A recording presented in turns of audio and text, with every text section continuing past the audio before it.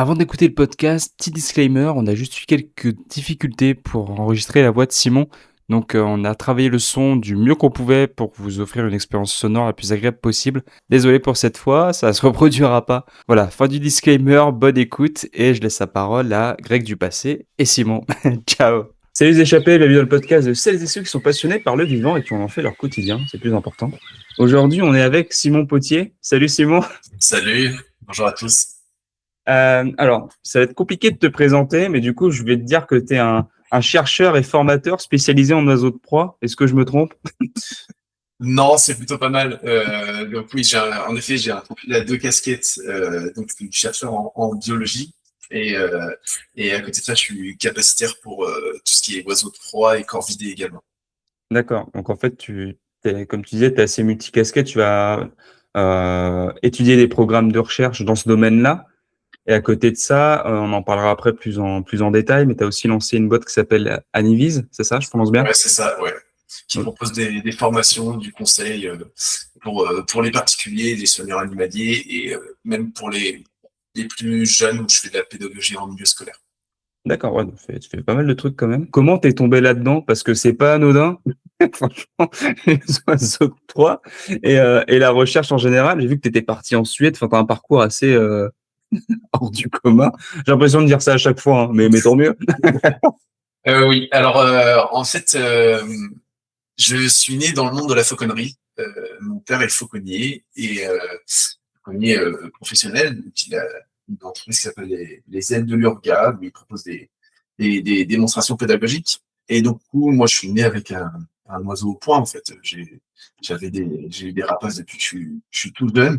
Et la passion on est un peu comme ça, de côtoyer les rapaces de mon père depuis tout petit. Et puis après, à l'adolescence, j'ai voulu faire mon chemin. Donc au départ, je ne me dirigeais pas du tout dans la recherche pour les oiseaux, parce qu'on parle des oiseaux de proie, mais je suis spécialisé sur les oiseaux de manière générale. D'accord. Je suis parti plutôt sur les poissons. Et puis très vite, en fait, on m'a proposé une thèse sur l'écologie sensorielle des oiseaux. Et du coup, j'ai accepté et c'est comme ça que je suis retourné aux oiseaux. Donc j'ai un peu lâché le monde de la fauconnerie, volerie. Il y a deux termes. Je l'ai lâché pendant 3-4 ans et puis j'y suis revenu. En fait, tu disais que tu avais deux termes entre la fauconnerie et la volerie. Si je me Oui, trompe pas, la fauconnerie, c'est l'art de chasser avec un oiseau de proie, et la volerie, c'est plutôt de l'ordre enfin, d'avoir un oiseau de proie avec ça, mais sans forcément chasser, c'est ça? c'est quasiment ça, oui. C'est la fauconnerie, en fait, pour les puristes. C'est pour ça que j'utilise les deux termes. Bon, Mm. le terme va dans tous les domaines, mais la fauconnerie, c'est l'art de chasser, c'est la chasse au vol avec un rapace, un oiseau de proie. Et la volerie, c'est le fait de présenter des oiseaux de vol. Donc, quand des personnes se déplacent dans les institutions zoologiques et qui vont voir une démonstration, c'est de la volerie par la fauconnerie. D'accord, ok. Ouais, donc ça se ressemble, mais c'est pas exactement la même chose. Après, j'imagine que ça joue sur les mêmes mécanismes pour faire voler l'oiseau, peut-être? À la base, oui, pour les oiseaux de proie, oui. Après, maintenant, ça s'est tellement diversifié dans les institutions zoologiques qu'il y a de plus en plus de techniques qui existent et qui ne sont pas basées sur la fauconnerie. Donc, ça évolue, surtout ces dernières années, ça évolue pas mal. Notamment grâce au sujet de recherche dont tu fais part spécialement ou... J'espère, peut-être, j'espère. Après, aussi parce qu'il y a des soigneurs animaliers qui ne viennent pas du monde de la fauconnerie, mais plutôt de l'élevage d'autres oiseaux qui Ouais. apportent leurs connaissances aussi, et je trouve ça hyper intéressant. Ah, tu vois, tu parlais tu avais fait une thèse en écologie sensorielle. Oui. Est-ce que tu pourrais nous en dire un peu plus? Déjà, c'est quoi l'écologie sensorielle? Alors, l'écologie sensorielle, c'est un domaine scientifique qui sert à comprendre comment les animaux, en gros, pour faire simple, perçoivent leur environnement et traitent l'information.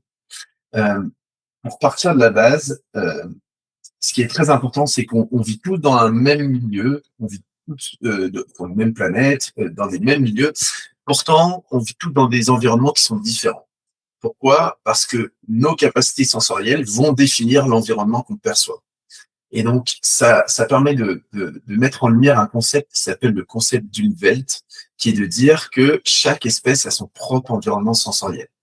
Et du coup, l'écologie sensorielle, ça sert à comprendre quel est l'environnement perceptible par les animaux. C'est marrant parce que c'était au premier épisode des Échappés qu'on en avait parlé avec Sophie Lamidé, je me souviens, où c'est un terme norvégien, si je dis pas de conneries, qui indique de faire partie d'un tout dans le moment où on est au lieu. Enfin, Il y a pas vraiment de définition en français, mais je sais Non, pas non, non, comment on le définit. c'est l'environnement sensoriel. C'est-à-dire que on vit tous, on peut être au même endroit, au même moment. Je peux être là dans ma salle et il y a peut-être une araignée qui est avec moi dans mon bureau. On est dans le même bureau, dans le même milieu, mais on a des capacités sensorielles qui fait qu'on vit dans un environnement qui est différent. Et c'est ça qu'on s'appelle. C'est l'environnement sensoriel. Et du coup, toi, dans ton projet de recherche d'écologie sensorielle, ça consistait à quoi concrètement, si tu peux nous Alors, en parler? ouais, bien sûr, bien sûr. Au tout début, donc dans ma thèse, l'idée est partie de. Donc, j'ai été co-encadré par deux scientifiques, un du CNRS, Francesco Bonadonna, qui est un chercheur spécialisé sur l'odorat des oiseaux, et par Olivier Durnier, qui est à l'Université de Montpellier, et qui est basé, les deux sont basés au CEF, qui est un gros laboratoire à Montpellier, et qui lui travaille sur les mouvements principalement des vautours, en tout cas à l'époque c'était principalement des vautours, dans le milieu naturel. Et on voulait savoir si les vautours étaient capables de sentir l'odeur des carcasses.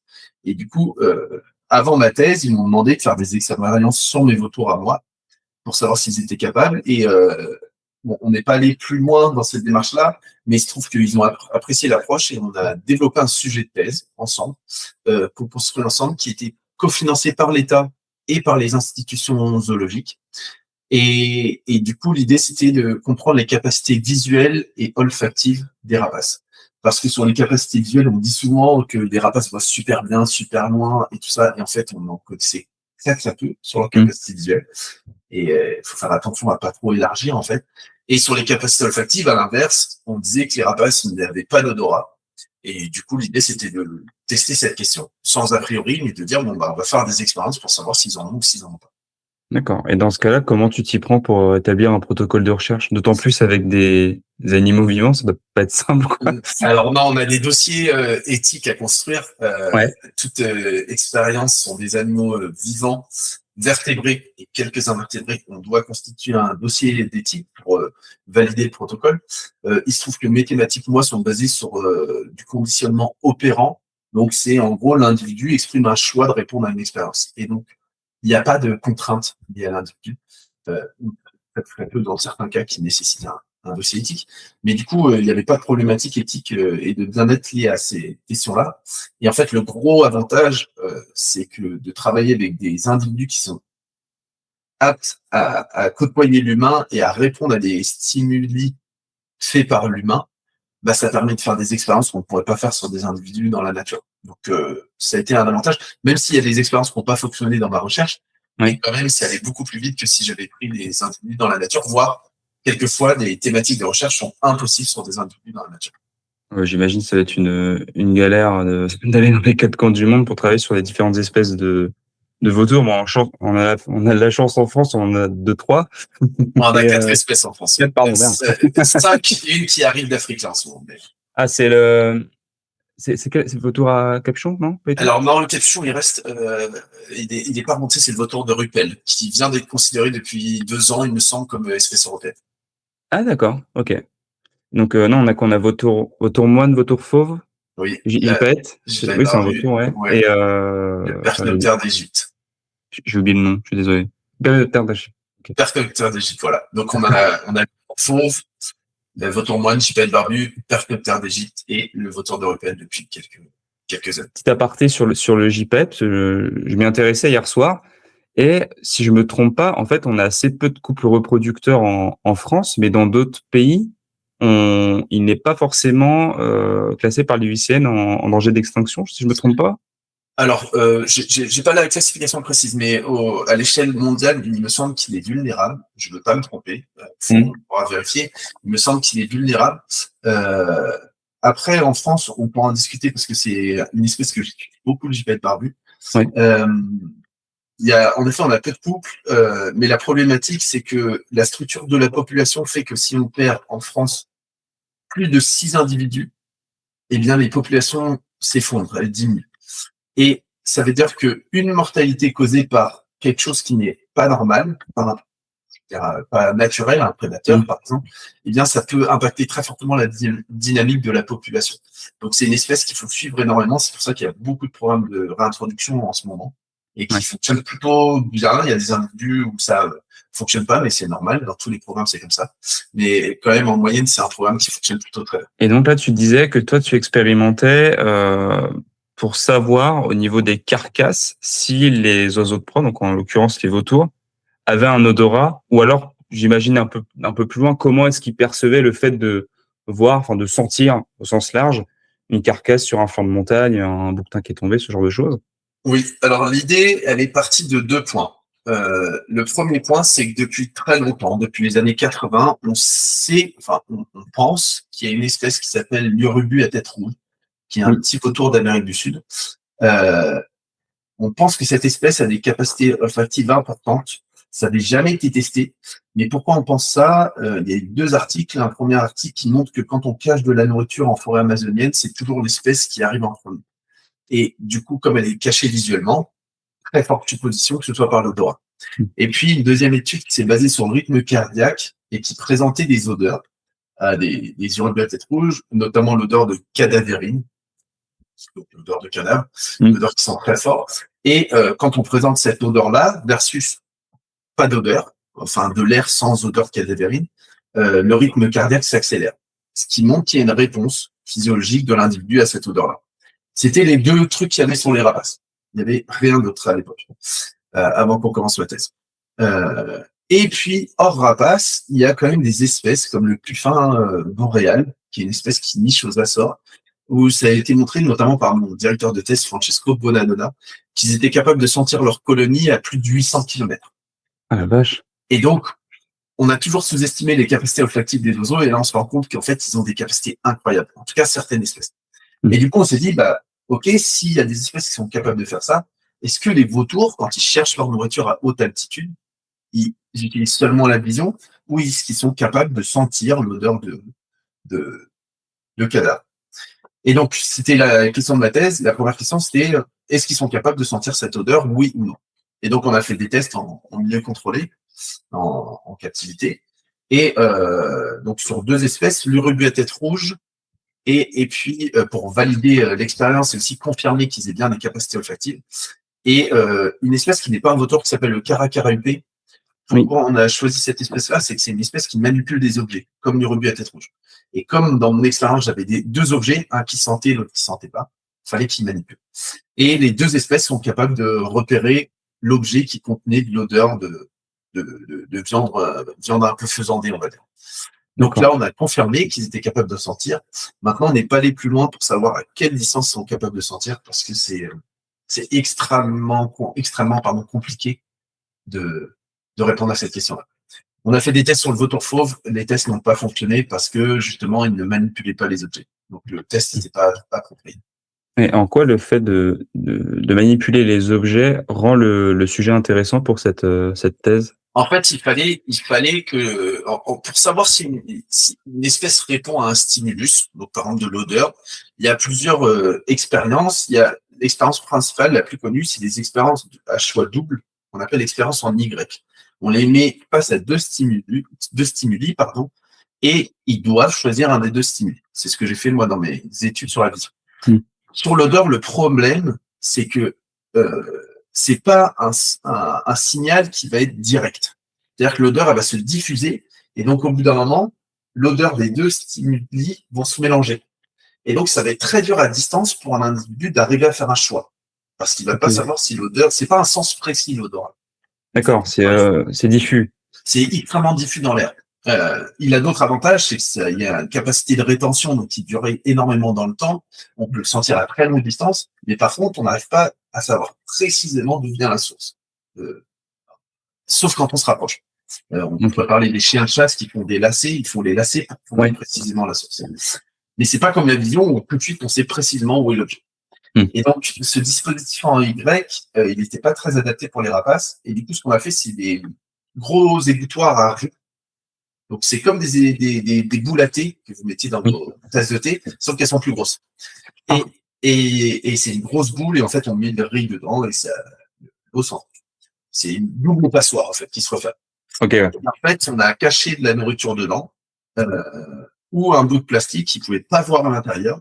Et ils avaient ça dans leur volière. Et du coup, au lieu de dire, bah, je vais regarder vers quel stimulus il se dirige, on va dire combien de temps il passe avec chaque stimulus. Et donc, ce qu'on a vu, c'est que les deux espèces passaient beaucoup plus de temps avec le stimulus qui avait une odeur de viande faisandée. Comme on l'a vu, ça, c'est qu'il y a un nombre de contacts et un temps de contact avec le stimulus qui était bien plus grand, significativement plus grand qu'avec l'autre. Là, en fonction de l'odeur, donc de ce stimulus, Ouais. ce stimuli, si on avait plus. Oui, c'est pas latin. facile. La gymnastique dans la tête est compliquée. Ah, j'avais eu 18 au bac de latin pourtant, moi c'était il y a longtemps. Moi, j'ai pas pris latin, c'est pour ça que j'y arrive pas. C'est une certaine partie, mais ensuite tu parlais de la vision des oiseaux de proie. Pour le commun des mortels, la vision de l'oiseau de proie en général, c'est le truc ultime. Il voit super loin, super bien. Alors du coup, je vais te corriger, mais c'est normal, c'est complexe. Justement, la vision, ça a un sens ultra complexe et c'est un sens multifacette. C'est-à-dire qu'il n'y a pas qu'une composante visuelle. Quand on parle de la vision, on peut parler de la distance de détection, on peut parler de quelle couleur on est capable de voir, à quelle vitesse on est capable de voir. Enfin, il y a plein de composants. Et du coup, moi, pendant ma thèse et aussi mes postdocs, j'ai essayé de m'intéresser à chaque composante. Et c'est pour ça là, je vais parler de chaque composant. La première composante, c'est l'acuité visuelle. L'acuité visuelle, c'est quoi? C'est à quelle distance on est capable de voir. Et là, depuis toujours, on dit, bah oui, un oiseau de proie voit 5 à 8 fois plus loin. Sur Internet, vous allez trouver à chaque fois, l'aigle royal voit 8 fois plus loin. 5 à 8 fois plus loin. C'est cool, mais en fait, la vision de l'aigle royal n'a jamais été étudiée. Donc, déjà, ça, c'est faux. Donc, on oublie ce truc-là. Ce qui est vrai sur l'acuité visuelle, c'est qu'il y a des espèces de rapaces qui ont la meilleure acuité visuelle connue à ce jour. L'espèce étudiée qui a la meilleure acuité visuelle, c'est l'aigle australien, qui est en effet très proche de l'aigle royal. C'est pour ça qu'ils ont simplifié en disant aigle royal. Mais c'est en gros, retenez que c'est l'aigle royal d'Australie. Et cette espèce-là, elle est capable de voir entre 3 et 4 fois plus loin que nous un objet dans des conditions optimales. Hyper important de le dire. C'est imaginer un rond blanc sur un fond noir ou un rond noir sur un fond blanc. Willy, là, il le voit 3 à 4 fois plus loin. Pourquoi je prends blanc et noir? C'est que c'est le contraste maximal. C'est ce qui se voit le mieux. Il y a d'autres espèces qui voient plus loin que nous, les vautours, typiquement. La plupart des vautours, donc les vautours fauves, perchnoptères, par exemple, voient plus loin que nous, environ 3 fois plus loin que nous. Par contre, il y a des rapaces qui voient moins loin que nous. Typiquement, le milan noir voit moins loin que nous. Le cresserelle d'Amérique voit moins loin que nous. L'urubu à tête rouge, dont je vous ai parlé, juste avant, là, qui a les capacités olfactives, bah, lui, il voit 4 à 6 fois moins loin que nous.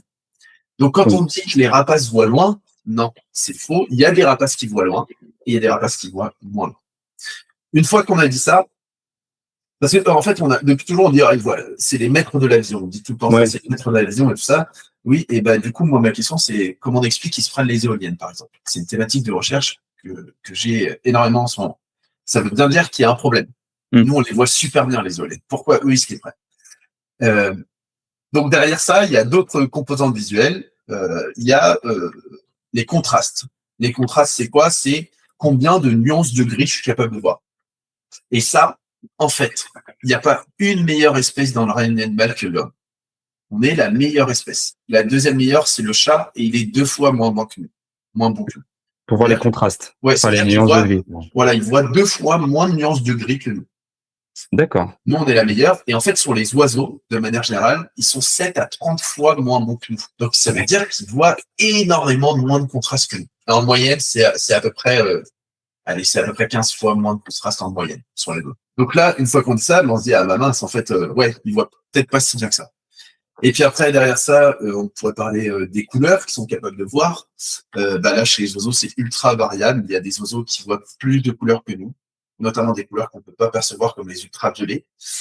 Certains oiseaux qui les voient. Il y en a d'autres, comme la chouette effrayée, qui voient moins de couleurs que nous. Donc, en fait, on ne peut pas dire que les oiseaux voient plein de couleurs. Ça dépend tellement d'espèces. Et en fait, il y a 11 000 espèces d'oiseaux. Donc, forcément, il y a 11 000 façons de voir le monde.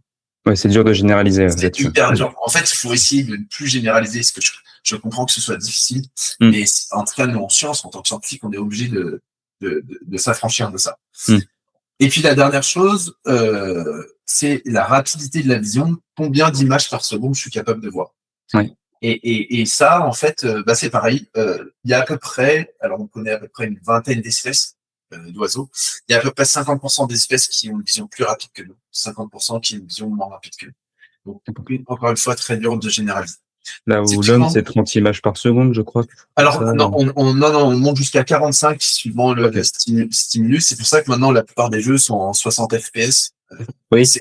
Voilà, c'est que ça monte au-dessus de nos capacités de résolution temporelle. Ok. Et il y a il y a des oiseaux qui, alors parce que l'échelle n'est pas la même par rapport à la nôtre, mais il y a des oiseaux, donc nous on est à 45, il y a des oiseaux qui vont monter à 80, donc quasiment 2 fois plus rapide que nous. Et en fait, moi j'adore l'exemple parce que l'exemple c'est le gobe-mouche qui est le meilleur pour l'instant. Et en fait c'est ultra parlant parce que nous, quand il y a une mouche qui nous embête, on essaie de l'attraper, ben on n'y arrive pas. En tout cas, on a beaucoup de mal. Ouais. Bah, eux, ils y arrivent. Pourquoi? Parce que leur vision, elle est 2 fois plus rapide et donc ils arrivent à mieux analyser les trajectoires de la mouche. Alors que nous, D'accord. donc voilà. Et après, il y a un dernier truc qui sont les champs de vision. Mais là, c'est comment une espèce voit autour de sa tête. Mais là, c'est ultra variable. Il n'y a pas de généralité. En fait, ça touche à plein de sujets où, quand on dit la vision, mais en fait, c'est c'est comme si on parlait du gâteau. Ouais, c'est ça. C'est comme si on parlait d'un gâteau, mais sans les ingrédients, quoi. Exactement. Et donc, c'est pour ça qu'il faut étudier toutes les composantes avant de pouvoir répondre quand on a une question précise de conservation. Ce que je fais beaucoup en ce moment, et ben, on est obligé d'étudier toutes les composantes. Si on n'étudie pas toutes les composantes, on ne peut pas apporter de solution efficace. Et tu vois, quand tu disais que les oiseaux de proie, en règle générale, voient moins bien les nuances de gris, tant de fois moins bien que l'humain, ou idem pour le chat avec 2 fois moins bien, quelle est la métrique du fois moins bien? Alors, je suis chiant, hein, mais c'est pas non, c'est pas chiant. Et c'est pas chiant, mais j'ai peur que ce soit complexe. Je vais essayer de rendre ça simple. Alors déjà, oublie couleur. C'est pas couleur, c'est contraste. C'est teinte, c'est nuance de gris. Il n'y a pas de couleur derrière ça. Et enfin, c'est contraste achromatique pour être précis. Et en fait, ce qui se passe, c'est que la métrique, on utilise une métrique qui s'appelle le contraste de Michelson. Et cette métrique-là n'est pas bornée. Toi, tu me disais, c'est 1. Ben, en fait, il n'y a pas de référence. Ça peut aller de 0 à, j'en sais rien, peut-être 1 million. C'est pas borné. C'est un indice qui est pas borné. Pour te donner la métrique, nous, on est à 200. La référence, c'est 200. Le chat est à 100. Et si je prends, par exemple, je vais prendre la luce de Harris, qui est une luce très commune en volerie. Ouais. Elle est, allez, je vais dire à peu près 10-12. Ouais. Okay. Donc, on voit la différence, elle est violente, en fait. Il y a une vraie différence. Et en fait, ça, c'est hyper important en termes de conservation. Si on veut expliquer qu'un individu prend une éolienne, par exemple, on pourra en parler après, mais le fait que l'éolienne soit blanche et que le ciel soit clair, bah, en fait, eux, ils n'arrivent pas à voir la différence. Et donc, elle peut être aussi grosse que vous voulez, que tu veux, bah, en fait, ils se la prendront parce qu'ils ne peuvent pas voir. Donc, bref, c'est hyper important d'étudier cette composante-là. Et toi, tu parlais des éoliennes, on allait y venir. Nous, en tant qu'humains, on a du mal des fois à les percevoir parce que il suffit qu'il y ait des nuages. Bon, c'est blanc sur fond blanc, ouais, un peu gris, c'est un cumulonimbus. On sait qu'aujourd'hui, les éoliennes sont placées à des endroits stratégiques vis-à-vis des courants de force du vent, sinon elles tourneraient pas. Sont aussi utilisées par les oiseaux. Et nombre de fois, on voit des articles où, je sais pas, il y a un vautour, un aigle qui se prend une palle parce que déjà de ce que tu dis, il le voit pas, et de plus, il est obligé de passer par là parce que du coup, il utilise moins de calories pour pouvoir voler, notamment grâce à la force du vent. Mais il y a des éoliennes sur le coup pour l'énergie renouvelable. Enfin, du moins, c'est ce qu'on dit. Pourquoi est-ce que ces foutues éoliennes déjà sont blanches?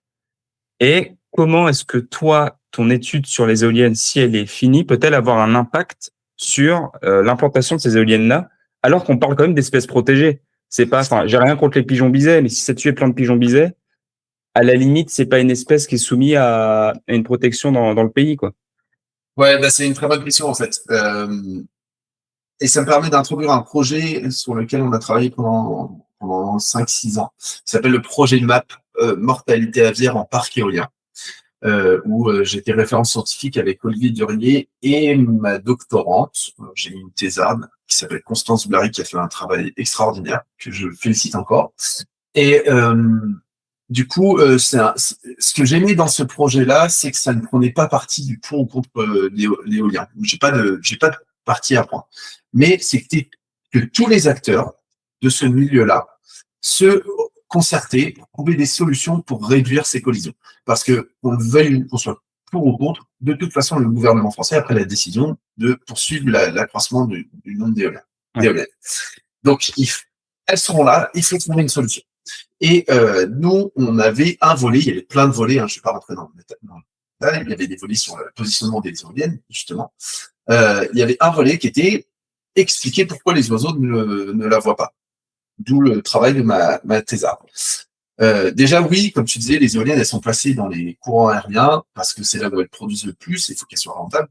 Et forcément, c'est là où les oiseaux passent.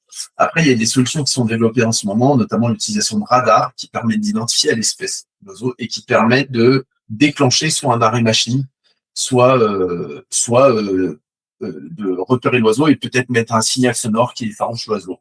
Donc, il y a des solutions qui sont possibles et puis avec l'IA, on va aller en parler. Mais c'est pas 100% efficace.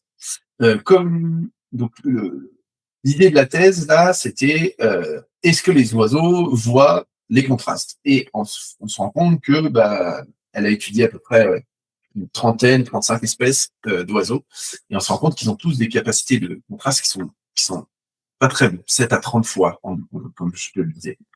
Et du coup, l'idée, c'est de dire il faut rajouter des contrastes sur les éoliennes, pour à la fois augmenter le contraste dans l'éolienne, mais aussi, suivant la condition météorologique, si le fond est blanc, si on met du noir, ça va faire contraste, et si le fond est orageux, si on met du blanc, ça va faire contraste. Donc, il faut augmenter les contrastes dans l'éolienne. Ça, c'est des choses qui ont été faites dans d'autres pays et qui se montrent ultra efficaces. En France, pour l'instant, il y a une réglementation sur les codes d'aviation, je ne sais plus si c'est civil ou militaire, en tout cas sur le code d'aviation, qui n'autorise que 2 teintes, le blanc et un gris très clair. Donc pour l'instant, réglementairement, en France, on n'a pas le droit de changer la teinte de l'éolien. D'accord. Il y a des...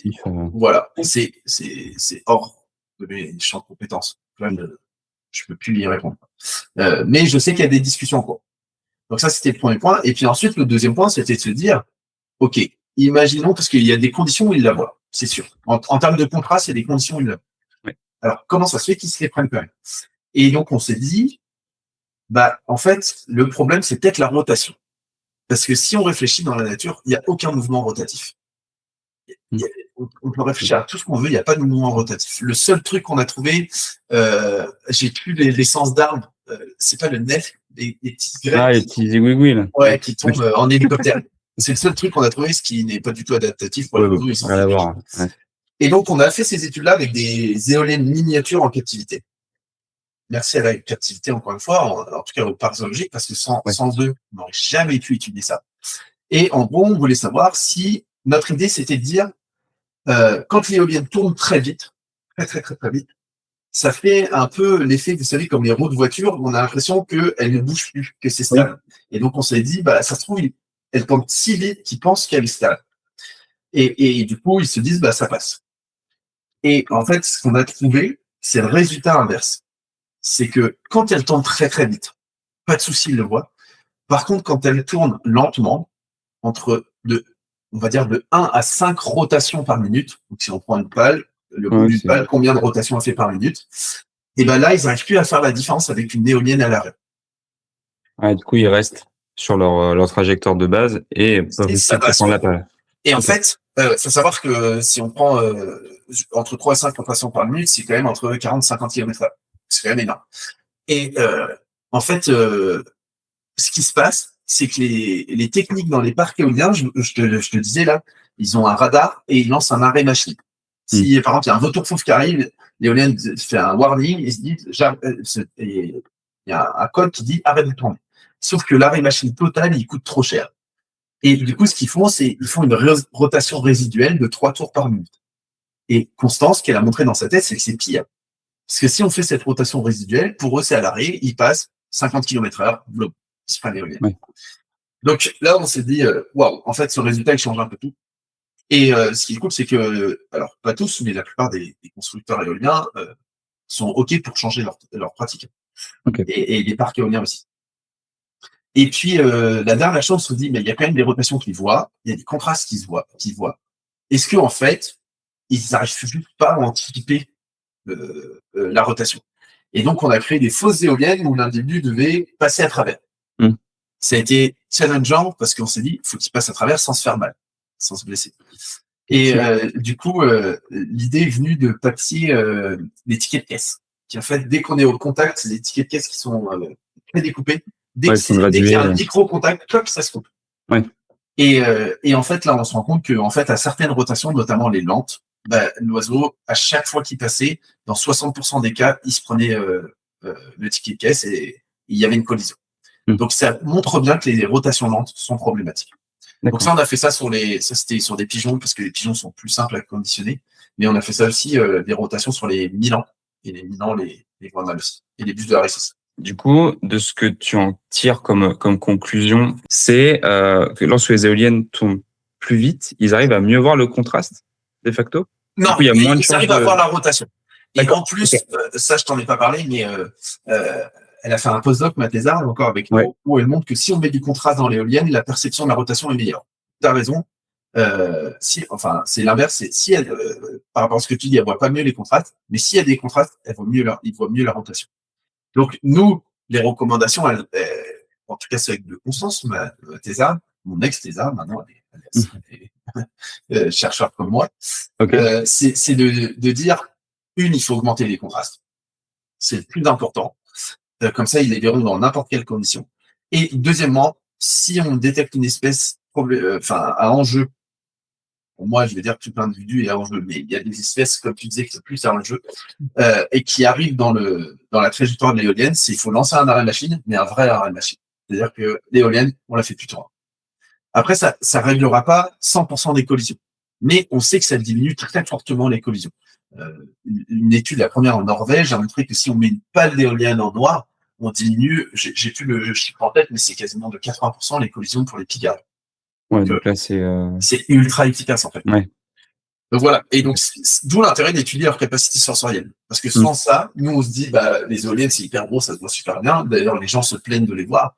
En fait, ouais, mais les oiseaux, ils ne voient pas. Toi, lorsque tu vas présenter ça au pouvoir public, hein, parce que c'est eux qui écrivent les lois, est-ce que tu arrives quand même à avoir un impact sur sur la vision terrain et leur vision terrain surtout pour modifier la législation ou du moins permettre d'eux? Alors, il se trouve que moi, je n'étais pas dans ces discussions-là, c'est Constance qui est dans ces discussions-là. Mais d'après les retours, oui, il y a des modifications qui sont possibles. Ça va être très compliqué, ça va prendre du temps. Mais là, de ce que je sais, c'est qu'il y a des expériences sur le terrain qui vont être menées dans certains parcs avec des dérogations pour faire des tests, savoir si les résultats théoriques qu'on a obtenus en milieu contrôlé sont concluants en milieu naturel. Il faut toujours tester en milieu naturel avant de lancer à grande échelle, parce que si ça fonctionne pas, il faut qu'on révise pourquoi ça fonctionne pas, parce que ça coûte de l'argent en fait. On se rend compte, mais le prix pour pas d'éolienne, c'est C'est très monstrueux. Ouais. Je connais bien ce milieu-là, c'est très cher. Surtout, on fait le tour du monde avant de venir, mais bon, bref, c'est un autre sujet. Voilà. Donc, voilà, Constance, elle gère beaucoup cet aspect-là, et encore une fois, je la félicite parce que c'est un travail qui est pas facile. Le fait d'avoir des individus en captivité, ça permet aussi de découvrir de nouvelles choses qu'on ne pourrait pas découvrir dans le milieu naturel parce que c'est difficile d'observer ou de s'organiser pour. Exactement. Je vais te donner deux exemples qui, pour moi, que j'ai connus, des recherches auxquelles j'ai participé, qui montraient clairement que sans individus en captivité, attention, il faut la discuter, la captivité, je suis le premier à la discuter, mais en tout cas, il y a un vrai intérêt en termes scientifiques. La première étude, c'est l'acuité visuelle. Donc, essayer de savoir à quelle distance voit un oiseau. Et pour ça, en fait, il y a deux solutions. Soit on fait du conditionnement opérant, comme je t'ai dit. Donc, c'est En gros, l'expérience, c'est 2 écrans, un écran gris, un écran rayé. S'il va vers l'écran gris, il a la nourriture. S'il va vers rayé, il n'a pas la nourriture. Au bout d'un moment, il comprend que gris veut dire nourriture. Il va toujours vers gris. Bien sûr, on change de côté des écrans. Et une fois qu'il a compris ça, on diminue la taille des barres. Et en fait, au bout d'un moment, quand noir et blanc, c'est très serré, ça fait gris. Et donc, grâce à la taille des barres, à la distance à laquelle il se trouve, etc., on arrive à dire, il est capable de voir un objet à tant de distance. Donc soit on fait ça, ce qui prend du temps, hein, ça prend énormément de temps. La première qui a fait ça sur l'aigle d'Australie, je peux parler, elle a mis 1 an en le faisant des 30 tests par jour, tous les jours. Ah la vache. Un an à avoir des études. Moi, pendant ma thèse, j'ai testé 12 espèces. J'ai réussi sur 3 espèces. Donc, il n'y a que 3 espèces, même après 2000 tests, 2000 essais, que 3 espèces qui ont compris que gris voulait dire nourriture. C'est une question d'individu ou d'espèce dans ce cas-là? Un peu des deux, parce que les espèces, typiquement, j'ai essayé sur le condor des Andes. C'était un rêve d'essayer sur cette espèce-là. Et en fait, les vautours, dans leur comportement, c'est des charognards, et c'est premier arrivé, premier servi sur la carcasse. Et du coup, en fait, je vais faire un anthropomorphisme, mais en tout cas, mon test n'était pas adapté à eux parce qu'ils réfléchissaient pas à regarder l'écran. Ils arrivaient et ils essayaient par tous les moyens d'ouvrir mon distributeur de nourriture. Ça, c'était leur écologie. Donc ça, les vautours sont particulièrement durs à conditionner. D'accord. Constance pourrait le dire, elle a eu énormément de mal. Donc ça, c'est l'expérience. Moi, j'ai fait 12 espèces, comme je t'ai dit. J'ai réussi sur 3 et pas sur tous les individus. Donc, et moi, j'ai fait 7 mois non-stop, 4 jours de repos, tout ça, pendant ma thèse. Donc, et je connais un peu les oiseaux, donc je savais un petit peu comment les conditionner, quoi. Donc, soit on fait ça, soit la deuxième solution, c'est on prend un individu dans la nature, on le tue, on dissèque son œil et on compte le nombre de photorécepteurs qu'il a dans les yeux, c'est des cellules pour voir. Et en fait, c'est comme les pixels dans un écran, plus il y a de pixels, plus la résolution de l'écran est bonne, plus il y a de photorécepteurs, plus la résolution de l'œil est bonne. Et en fait, on est obligé de tuer. On peut pas prendre un individu déjà mort parce que l'œil, c'est l'organe qui se dégrade le plus vite. Et donc, 30 minutes après la mort, c'est mort, on peut plus utiliser son acuité visuelle. Donc, on est obligé de tuer. Donc, soit on travaille avec des centres de soins, en effet, qui, des fois, euthanasie, et là, c'est une opportunité, dommage pour l'individu, mais en science, c'est l'opportunité d'avoir du matériel biologique. Soit, en fait, ce que d'autres chercheurs ont fait à l'époque, c'était prendre un individu, boum, on le tue, et on regarde son acuité visuelle. Et clairement, c'est parce que j'ai envie de faire. Et donc, c'est un autre temps. Et puis, sur un gypaète barbu, inenvisageable. Et c'est tout à fait logique. Et même sur un pigeon visé, je ne voudrais pas faire. Et du coup, là, ça montre l'importance des individus captifs et qui sont aptes à coopérer, donc ceux de volerie, parce que ceux qui sont dans des volières, ça prend 1 an versus 2 mois pour ceux de volerie. Donc, ça montre l'intérêt des individus qui sont conditionnés quotidiennement. Donc, ça, c'est la première étude. La deuxième étude, pour moi, qui est ultra parlante, c'est, je travaille avec un chercheur, un très grand chercheur qui s'appelle Alexandre Roulin, qui est à l'université de Lausanne en Suisse, qui est Monsieur Chouette. En gros, c'est l'expert mondial des chouettes effraies. Et les chouettes effraies, elles se déplacent principalement la nuit pour suivre les comportements de vol très compliqués, parce qu'on n'arrive pas à les voir. Et du coup, ce qu'il fait, lui, c'est qu'il pose des GPS, comme ça, il arrive à voir où est-ce qu'elle se trouve. Et on a aussi un petit appareil qui s'appelle l'accéléromètre. L'accéléromètre, c'est ce qu'il y a dans les téléphones portables ça permet de mesurer l'angle de votre téléphone. Donc, ça permet de mesurer sur 3 axes. Ça permet de mesurer des changements de position. Et donc, quand on met ça sur l'individu, on peut mesurer des positions corporelles. Et on peut le lier à des comportements. Le problème, c'est que quand on a un accéléromètre dans la nature, on reçoit un signal un peu comme un sismographe sur un ordinateur. Et à quoi ça correspond, on n'en sait rien. Et donc là, il a fait appel à mes services en disant, est-ce que tu veux bien qu'on équipe une de tes chouettes avec l'accéléromètre? Je la filme et tu la fais voler, tu la fais manger, tu la fais attraper quelque chose au sol, tu la fais dormir, elle dormait seule, tu la fais se percher, tu la fais nourrir des petits, plein de comportements. Et ce qui fait que lui, en filmant, il a dit, tiens, ce signal-là, ça correspond au vol battu. Ce signal, un autre signal, ça correspond quand elle se perche. Un autre signal, ça correspond quand elle dort. Un autre signal. Et donc, c'est un alphabet de comportement. Exactement, il a pu calibrer. Et grâce à une petite chouette en captivité, maintenant, on suit 150 chouettes dans la nature et on sait à tout moment ce qu'elles font. Et, C'est fort, quoi. et ça, ce serait impossible sans la captivité, en fait. Ouais. Impossible, impossible. Donc voilà, il y a j'en ai plein des études comme ça, Mm. mais je vais te donner 2 exemples. Ça montre vraiment, en tout cas en termes de science, l'intérêt d'avoir ces individus en captivité. Il y a énormément d'enjeux. Et toi, je pourrais rebondir sur les éoliennes. Les Ouais. études de rotation, on n'aurait jamais su ça sur des individus naturels. Et en termes de conservation, mais c'est ultra important, en fait. Bah ouais, C'est ultra important parce que ça va protéger énormément d'espèces dans la nature ouais, carrément. et d'individus dans la nature. Et tu vois, je crois que tu avais publié un post, il me semble, sur LinkedIn pour faire le parallèle avec les éoliennes, où tu parlais aussi des infrastructures industrielles ou les grands bâtiments qui peuvent aussi être contrastés, où ça arrive des fois que les oiseaux, en règle générale, peuvent, je sais pas, se prendre une vite, ce genre de choses. C'est aussi dû à au même problème de perception des contrastes, ou c'est autre chose? Alors sur les vitres, c'est un peu plus complexe parce que en fait, moi je travaille pas trop dans ce domaine-là. Un peu, en fait, on utilise des filtres UV en ce moment sur les vitres, mais ça marche déjà pas trop. Et quand ça marche, c'est que pour les espèces qui peuvent voir les UV. Donc Ok. 50% des espèces à peu près pour l'instant connues à jour. Et puis les vitres, le problème aussi, c'est qu'il y a la réflexion qui crée en fait l'illusion. Si vous avez une vitre à côté d'un arbre, ça crée l'illusion qu'il y a un autre arbre derrière. Et ça a été Ouais. montré que les oiseaux ont envie de se percher sur l'autre arbre. Et ils rentrent en collision. Et puis, il y a un dernier problème, c'est que les oiseaux voient la lumière qu'on dit polarisée. Euh, c'est hyper complexe, mais en gros, c'est un peu s'il y a je ne sais pas si tu as été pêcheur, mais des pêcheurs, ils mettent des lunettes polarisées pour ne plus voir les reflets de l'eau. Et ben, en fait, eux, ils sont capables d'intégrer cette information-là et les vitres enlèvent cette information-là. Donc, on a ces 3 problématiques. Par contre, ouais, les postes que je travaille beaucoup avec les domaines skiables en ce moment, et je pense que c'est le poste que tu as vu où on a un gros problème de collision avec les remontées mécaniques des domaines skiables. Et c'est une activité qui est en pleine expansion. Ouais. Et du coup, en gros, je suis missionné par des associations de protection de la nature pour étudier la vision notamment des galliformes de montagne, ce qui s'appelle les galliformes, c'est la famille des faisans. C'est les grands tétras, par exemple? Et ben voilà, grand tétra, tétralyre, lagopède, alpin. Et donc, j'étudie leur vision pour essayer de savoir pourquoi ils voient pas ces câbles. Et en plus, ils disposent des balises sur les câbles pour augmenter la visibilité de ces câbles, ce qui est une super idée. Peu importe la balise, dès qu'il y a une balise, ça augmente la taille du câble, donc ça augmente la perception.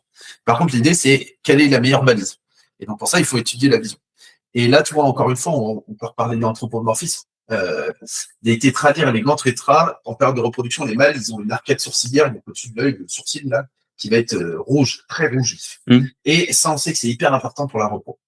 Et du coup, les personnes, je comprends tout à fait la logique, hein, je ne critique pas du tout. Les personnes se sont dit, faut qu'on mette du rouge dans les balises parce que c'est hyper important pour eux et donc ça va augmenter la détection. Le problème, c'est que nous, on a étudié la vision en couleur des tétralyres, des grands tétras, et ils ne voient pas le rouge. En gros, ils voient pas. Alors, ils voient des rouges orangés, mais les rouges qu'on appelle nous vrais rouges profonds, ça, ils ne le voient pas. Ouais, ils voient pas la nuance. Voilà. Okay. En fait, c'est en nanomètres les couleurs et au-dessus de 650 nanomètres pour être précis, ils ne voient pas. Et du coup, là, ça a été un choc pour les associations en disant, mais en fait, on met du rouge partout. Et on leur a dit, je dis pas que ça sert à rien, parce que en gros, ça va être comme un noir pour eux, mais que vous mettiez du rouge ou du noir, c'est la même chose. Et ça coûte moins cher de faire des balises noires que rouges. Ouais. Et du coup, sans étudier cette vision-là, et je remercie les éleveurs qui nous ont permis, les parcs zoologiques qui nous ont permis d'étudier la vision, on n'aurait pas pu améliorer la balise. Et du coup, là, en fait, on part vers des couleurs plutôt orangées, on maximise les contrastes, on augmente un peu la taille. Je suis capable de dire aussi quel espacement il faut pour que ce soit optimal pour éviter la collision grâce au champ de vision. Donc tout ça, c'est hyper important pour eux parce que il y a une notion de coût derrière, de poids que le cap peut supporter. Et du coup, on est en train d'optimiser tout ça et ça va bientôt être mis en place dans la nature, donc c'est cool. Ouais, en fait, tu peux être missionné sur plein de sujets différents aujourd'hui. Ouais, je suis là, on parle beaucoup de l'aspect collision parce que c'est dans mon activité de recherche, c'est une grosse partie de mon activité. Mais je suis missionné pas mal par les parcs aussi en termes de bien-être animal en fait en ce moment, notamment lié à l'écologie sensorielle. Le meilleur exemple pour moi, le plus frappant, c'est on parlait de rapidité de la vision et je te disais qu'il y avait 50% des oiseaux qui ont une vision ultra rapide, en tout cas plus rapide que nous. Et en fait, ça c'est une problématique parce que nos lumières les lumières que tu as chez toi ou dans les bureaux, si c'est pas de la LED. Oui. Et ben ouais, comme ils ont une vision plus rapide que nous, elles clignotent pour eux. Et en termes de bien-être, Ah, horrible. Ouais. ils sont en boîte de nuit tout le temps, quoi. Donc là, je suis missionné par Départ pour déjà tester leur lumière avec un appareil que j'ai, savoir si elles clignotent ou pas. Et si elles clignotent, quelles sont les possibilités pour modifier. Il y a des possibilités et on le voit sur les comportements des individus. J'ai un super exemple. Dans un parc zoologique, les grues ne voulaient jamais rentrer en loge le soir. Elles avaient besoin de rentrer dans ce parc-là, elles ne voulaient jamais rentrer. Et ils ont changé les lumières suite à mon intervention. Et maintenant, elles rentrent toutes seules. C'est forcément, sûrement lié à ça, quoi. Exactement. Donc, je suis très content de ce retour-là parce que ça montre que d'étudier l'écologie sensorielle, ça permet d'améliorer la gestion des oiseaux hébergés et notamment leur bien-être. Ouais, ça me permet de faire le lien avec du coup Anivise. Du coup, c'est toi, on a beaucoup parlé de l'aspect recherche, c'est super passionnant. Et on va aussi parler de ton aspect un peu plus formateur, expert dans ce domaine-là. Donc toi, tu as créé Anivise il y a quelques années, c'est ça? Alors, en fait, l'aspect recherche est dans Anivise aussi. D'accord, pas pour moi. Ouais, t'inquiète. Je suis 100% dans Anivise. En fait, le process, c'est que donc je t'ai dit, j'ai fait ma thèse à Montpellier en recherche. Parallèlement, j'étais toujours professionnel de la volerie. Et je suis parti en Suède un petit peu parce que en Suède, il y a un des plus grands labos sur la vision des oiseaux, mais la volerie et la fauconnerie est interdite en Suède. Donc, en gros, j'étais resté chez moi et j'allais 3 mois par année par an en Suède pour aller dans l'équipe, mais je faisais mes expériences chez moi. Et en fait, mon postdoc s'est terminé en Suède. J'ai fait 3 postdocs et on ne peut pas en faire plus. Et du coup, je devais rentrer en France pour faire un postdoc dans le projet MAP, ce que je te disais sur les visionnaires. Et c'était pendant le Covid et les financements ont été gelés, plus de financement. Oui. Et du coup, il a fallu que je réfléchisse à ce que je voulais faire et ça faisait un petit moment que ça me trottait. Et donc, j'ai lancé mon activité perso en nom propre, donc qui s'appelait Simon Potier, expert scientifique. Et en fait, depuis cette année, début d'année, là, j'ai rajouté Anivise dans le titre. Et donc, ça comprend, là, en gros, ça se divise en tiers temps. J'ai un tiers de mon activité qui est de la recherche, toujours. Donc, ce que je te disais sur les domaines skiables, typiquement. J'ai un tiers de mon activité qui est des ateliers pédagogiques en milieu scolaire. Donc, je me déplace avec des rapaces en milieu scolaire pour parler de conservation, de protection d'espèces, tout ça. Et un tiers de mon activité qui est de la formation et du conseil pour soit les particuliers, soit les professionnels avec les animaux non domestiques. Tu mettais souvent des informations, que ce soit sur ton site ou sur les réseaux sociaux professionnels, que tu organisais des formations dans certains parcs ou lieux où on peut trouver des oiseaux, notamment pour les préparations de certificats de capacité, ou alors du moins pour ceux qui ont déjà des espèces et des individus chez eux, pour faire en sorte que les conditions de captivité soient les plus optimales. Donc ça, tu fais ça aussi. Ouais, alors en fait, si tu vas sur mon site, tu verras que j'ai plusieurs thématiques de formation.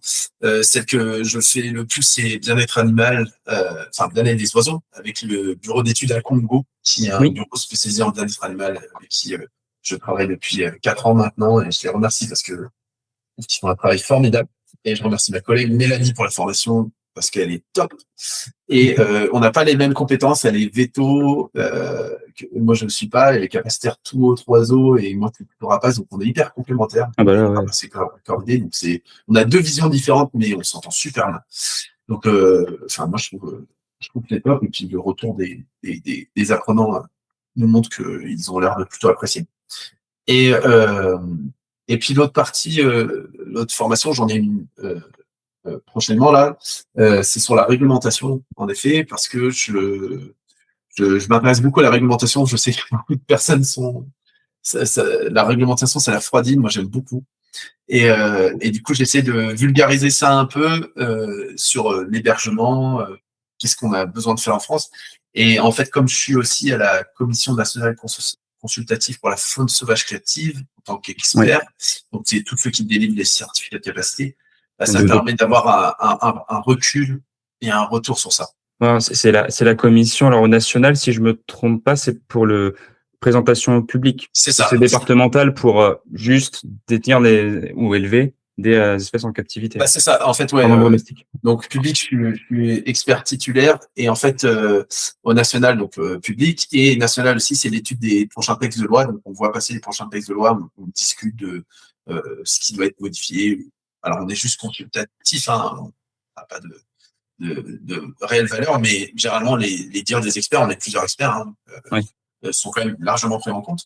Et puis cette commission pour moi est hyper importante. Et ça c'est bénévole, 100% bénévole. Et puis je suis aussi à plusieurs commissions départementales pour les capacités d'élevage. Et là, tu interviens aussi dans des écoles pour Oui. parler de tout ça? Alors, pas de réglementation parce que. Ouais, non, mais on se comprend. Ouais. Mais dans les écoles, je parle. En fait, j'ai développé des ateliers pédagogues, donc je me déplace avec mes rapaces. Et donc, je vais dans les écoles avec mes rapaces. Et le but pour moi, c'est de leur apprendre des choses. C'est pas de faire une présentation, c'est qu'ils ressortent avec des informations. Et donc, dans chaque atelier, je vais parler de conservation des espèces. Je parlais, je sais pas, il y a un atelier, je vais parler de la protection des vautours en Afrique où c'est un peu un carnage en ce moment. Je vais parler du programme de réintroduction sur la faune de l'oral auquel on participe. Enfin voilà, je vais parler du programme de Pigalle avec une blanche en France. Voilà, je vais parler de plein de programmes et faire en sorte que les enfants qui seront les adultes de demain qui protégeront nos espèces puissent avoir une appétence pour ces oiseaux de proie et pour leur protection. C'est assez triste parce que bon, je parle du territoire français métropolitain, hein, mais le citadin moyen ne connaît pas forcément, ne serait-ce que l'espèce d'arbre qui pousse en face de son bureau, ce genre de choses. Et de facto, ne va encore moins connaître les oiseaux de proie, bon, hormis peut-être l'aigle royal parce qu'il est connu, et le faucon cresserelle et la buse variable parce qu'il le voit sur le bord de l'autoroute. Et encore, l'aigle royal, ils le confondent avec le picard, mais le picard à la tête blanche. Ouais, mais... pourtant, faut y aller quand même. Faut y aller. Ça se ressemble pas du tout. C'est l'Amérique. Alors, ça, c'est des dessins animés. Si on prend Pocahontas, ils disent aigle royal, par exemple. D'accord. Mais ouais. Ah, ouais. Non, mais tu œuvres à ça, et toi, c'est une volonté en dehors de ton champ d'expertise plutôt lié à la recherche et aux oiseaux en règle générale. C'est vraiment d'avoir cette envie de vulgariser pour les générations futures, quoi, de faire en gros ta part. Oui, en fait, si tu veux, quand j'étais chercheur purement académique, ouais, je faisais des recherches, j'adorais ce que je faisais. Je faisais des recherches, je publiais dans des revues scientifiques qui, pour la plupart, si on veut avoir accès à l'article, il faut payer. Et donc, je me disais, OK, j'adore ce que je fais, mais la portée, elle est limitée au monde scientifique. Et je trouve ça ultra dommage. Et moi, cette vulgarisation, elle est hyper importante.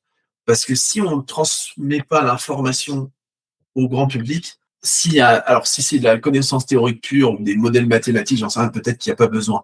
Mais si on parle de conservation, pour moi, du coup, c'est peu efficace, en fait. Je voulais faire cette transmission-là. D'où l'intérêt aussi pour moi de travailler avec les parcs zoologiques, parce que travailler avec les sonneurs animaliers, parce que en leur transmettant ces connaissances-là, les sonneurs animaliers ensuite vont les transmettre à énormément de personnes et du grand public, et donc la portée va être d'autant plus grande. Donc c'est pour ça que c'est pas que pour ça, mais c'est une des raisons qui fait que je veux continuer à travailler avec eux. Et puis autre chose qui est hyper important, je pourrais faire mes ateliers sans rapace. Je pourrais me déplacer dans les écoles sans rapace. Mais il va me manquer quelque chose, il va me manquer l'émotion. Et en fait, alors je peux y arriver quand même par d'autres moyens, mais en fait, pour les enfants, et même pour des adultes, de voir l'animal en temps réel et qui va voler, moi, ils volent dans la classe, hein, c'est des petits que je prends, hein. Ils volent dans la classe, ils passent au-dessus d'eux et tout ça, ça crée une émotion, ce qui fait que toutes les informations que je vais leur donner vont être bien plus inscrites que si je n'avais pas de rapace. Ça, c'est un processus qui est ultra connu. On sait que l'émotion, c'est un catalyseur de connaissance. Typiquement, le meilleur exemple, c'est un bébé qui apprend à marcher.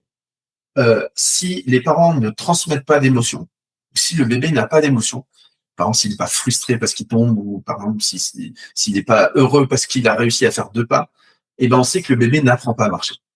Et donc c'est l'émotion qui va créer cet apprentissage-là. Et en fait, en science, en conservation, en protection animale, en bien-être animal, c'est l'émotion qui va permettre de partager cette connaissance-là. Et du coup, c'est pour ça que moi je viens avec des oiseaux, c'est pour créer cette émotion, et qu'ensuite les jeunes ressortent avec des connaissances qui vont s'inscrire dans la durée. Et tu vois, je vais te donner un exemple. J'interviens régulièrement chaque année dans plusieurs écoles. Je revois les enfants, 1 an après, ils se souviennent mot pour mot de ce que j'aurais dit, notamment sur la protection des vautours. Ce qui retient le plus, c'est la protection des vautours en disant ils disparaissent parce qu'ils sont empoisonnés en Afrique et tout ça. Il faut qu'on fasse ça pour les protéger. Bah, pour moi, c'est le beau rendu en fait de me dire bah, ils ont retenu ça, quoi. C'est génial. Ouais, il y a un vrai impact et ça Ouais. crée en plus un momentum quand tu arrives et c'est pas juste. Je crois que c'était Raphaël qui en parlait. Il disait oui, c'est le that sad effect où tu dis quelque chose et ah bah c'est dommage hein, et tu pars. Exactement. Tu apprends quelque chose sur le temps, mais tu le retiens pas même le lendemain, quoi. Exactement. Et en fait, de montrer, c'est pour ça que pour moi, il faut montrer des espèces menacées. C'est de montrer cette espèce-là et de dire attention, cette espèce va disparaître. Bah, le fait de l'avoir en face de toi, ça change tout. Ça change tout. Si tu le dis, des fois, je fais des conférences sans animaux avec moi, ça marche aussi très bien, mais c'est pas le même public. Et pour moi, l'intérêt, c'est de viser le public le plus large possible. Tu parlais des vautours qui sont empoisonnés en Afrique. C'est quoi? C'est pour le. Je connais pas du tout. C'est pour le vaudou, quelque chose comme ça, peut-être? Alors, en fait, les vautours en Afrique, en 50 ans, on a à peu près une diminution de 90% des populations. Ça va dépendre des espèces. Il y a des espèces où je prends le palmistre africain, qui est un petit vautour plutôt forestier. Lui, il diminue pas, mais si je prends par exemple le vautour de Rupel, on en parlait juste avant, lui, c'est 97%. 97% de la population a diminué en 50 ans. La vache. Et donc, c'est énorme. On est sur une crise sans précédent sur les vautours. Enfin, si, avec un précédent, parce qu'en Asie, c'était il y a 20 ans. En Asie, on avait perdu 99% des vautours. C'était énorme. Et en fait, il y a plusieurs facteurs, les éoliennes, les lignes électriques, tout ça, les vautours, comme tu disais, en fait, les têtes de vautours, ça porte bonheur en Afrique, dans certaines populations, chez certaines populations, donc, sur le marché, tu peux en trouver. Mais 60% des causes de disparition, c'est l'empoisonnement. Et l'empoisonnement, il se fait à cause de quoi? C'est à cause des braconniers. En fait, au départ, les vautours, ils s'en fichent. Mais ce qu'ils veulent faire, c'est tuer un éléphant pour récupérer l'ivoire. Et je le dis aux enfants à chaque fois que les braconniers, c'est pas forcément des gens méchants. C'est des gens qui ont des problèmes financiers, qui veulent faire vivre leur famille, et c'est un moyen pour eux d'avoir de l'argent. Ce qu'ils font, c'est pas bien, mais c'est pas forcément des gens méchants. Parce que on n'a pas le même quotidien. Ouais. Voilà, on n'a pas le même quotidien. Donc c'est très facile de juger à distance, mais sur place, complètement différent.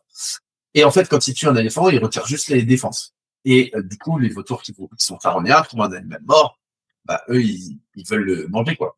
Ouais. Et du coup, comme les vautours vivent en groupe, en fait, ils arrivent à plein au-dessus. Et les gardes qui protègent les éléphants, ils voient plein de vautours, ils les suivent. Et donc, ils arrivent à retrouver la trace des braconniers et ils les enferment. Et du coup, les braconniers, ils en ont marre des vautours parce qu'ils se font repérer, en fait. Et du coup, maintenant, ils mettent du poison dans les éléphants. Je suis allé en Afrique du Sud travailler pour une conf en 2018. Ouais. Et dans la réserve Kruger, le parc Kruger. Et la veille où j'arrive, il y a un éléphant qui avait été tué, qui avait été empoisonné. Il y avait 300 vautours qui étaient morts dessus. Donc, c'est un vrai carnage. Ouais, c'est violent. Et donc là, c'est un peu la crise et essayer de savoir comment on peut arrêter, enrayer ce déclin. Voilà, c'est plus un souci d'ordre socio-économique que vraiment écologique. Enfin, la conséquence l'est, mais la cause ne l'est pas, quoi. Bah, clairement. Et comme ça représente 60%, c'est une des premières causes. Et comme on n'arrive pas à régler cette cause-là, on se concentre sur les 40% inverses pour l'instant, en disant, en fait, il faut qu'on essaye de diminuer via les autres causes. Et quand on arrivera à interdire le poison, parce qu'en France, il est interdit ce qui s'appelle le diclofénac. Et en fait, le diclofénac, on le retrouve dans le Voltaren, par exemple, dans nos pommades anti-inflammatoires. Ouais. C'est un anti-inflammatoire. Et en fait, en France, il est autorisé sur l'humain, mais plus sur le bétail. Donc, il faut arriver à l'interdire sur le bétail, mais il sera toujours disponible en pharmacie, en fait. Ouais, on peut en retrouver facilement pour X personnes, quoi. Exactement. Là, tu as aussi sorti sur Anivis, j'ai vu récemment, les fiches espèces. Ouais. Est-ce que tu peux nous en parler? Ouais, alors c'est un projet que j'avais depuis plusieurs années et il fallait trouver le temps pour sortir. En gros, l'idée, c'est que sur les oiseaux, on a quand même beaucoup d'informations sur Internet. On a des sites de référence qui permettent d'avoir des informations. Il y a des sites qui sont un peu moins précis quand même. Et du coup, moi, l'idée, c'était de dire, est-ce que c'est possible de donner des informations sur les espèces d'oiseaux qui est que disponible en une fiche en français? Parce qu'on a des informations en anglais, mais en français, on n'avait rien. Et du coup, j'ai développé ce truc-là, fiche espèce. Donc, on a plus de 9900 espèces d'oiseaux disponibles, où vous allez voir toutes les informations dessus. Que ce soit, alors sa carte géographique, elle n'est pas encore pour toutes les espèces, mais ça va venir dans le temps. Il faut que je dois établir des conventions avec ceux qui établissent les cartes. Et c'est encore en discussion. Mais vous avez la classification, vous avez les statuts de protection dans la nature, est-ce qu'ils sont menacés, pas menacés, les tendances des populations, est-ce que ça diminue, ça augmente. La classification aussi en milieu contrôlé, hébergé, est-ce que c'est une espèce à fort enjeu administratif ou pas. Et puis ensuite, une nouveauté par rapport à ça, c'est pas connu dans aucune fiche ailleurs, c'est son alimentation précisément. C'est-à-dire qu'est-ce qu'il mange, en quel pourcentage et de quelle manière il le mange. Et ça, pour les oiseaux en captivité, c'est hyper important parce que la nutrition, c'est un des piliers du bien-être animal. Et la nutrition, ça englobe ce que l'espèce mange. Donc, il faut savoir ce qu'il mange dans la nature. Et ça, on ne le savait pas avant.